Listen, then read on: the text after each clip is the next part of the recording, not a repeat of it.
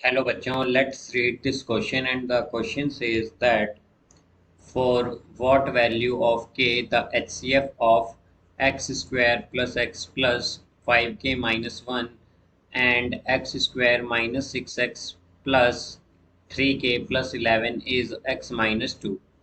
Now let's see the options. Option A 2, option B two, option C -2 and option D -1। तो आइए बच्चों इस question को यहाँ पर हम सॉल्व कर लेते हैं। तो इस क्वेश्चन में हमें कहा गया है कि हमारे पास जो एच सी एफ है x square plus x plus 5k minus 1 and x square minus 6x plus 3k plus 11 का वो है x minus 2।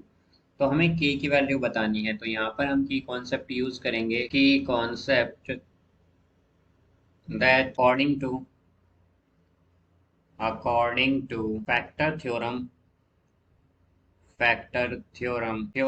if x minus a is a factor of fx and gx, then fa is equal to ga। तो यहाँ पर अगर हम देखें कि अगर हमारे पास x माइनस ए जो है वो फैक्टर है एफ एक्स और जी एक्स दोनों का, तो यहाँ पर एफ ए हमारा इक्वल होगा जी ए के। तो यहाँ से अब अगर हम देखें तो हमें क्या गिवन है, हमें एच सी एफ गिवन है दोनों पॉलिनोमियल का यहाँ पर, या फिर हम कहेंगे हमें एच सी एफ गिवन है दो पॉलिनोमियल का। और हम जानते हैं कि एच सी एफ क्या होता है। एच सी एफ होता है हमारे पास हाईएस्ट कॉमन फैक्टर, यानी कि ये हमारे पास एक फैक्टर ही होता है, बेसिकली कॉमन फैक्टर, इन दोनों का जो कॉमन फैक्टर है हमारे पास। तो इसका मतलब क्या है कि अगर x माइनस टू इन दोनों का हमारे पास फैक्टर है, तो यहाँ पर लेट सपोज हम मान लेते हैं कि हमारे पास जो फर्स्ट पॉलिनोमियल है वो है एफ एक्स।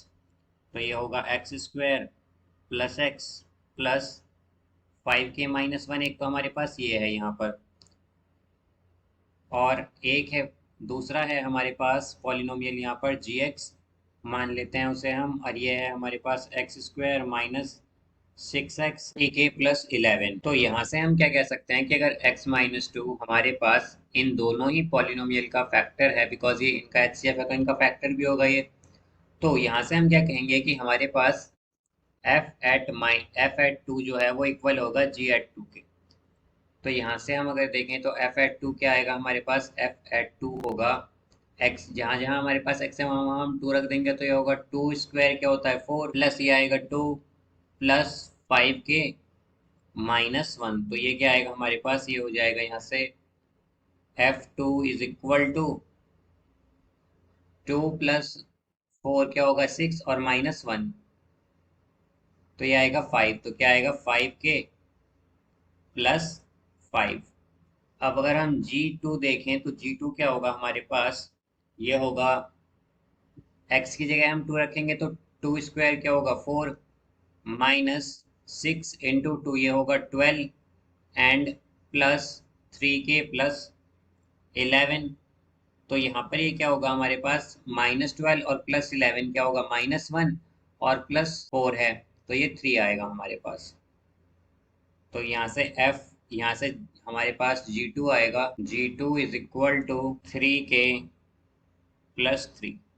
अब हम जानते हैं कि यहाँ पर F2 और G2 इक्वल हैं, तो क्या होगा 5k प्लस 5 इक्वल होगा 3k प्लस 3k।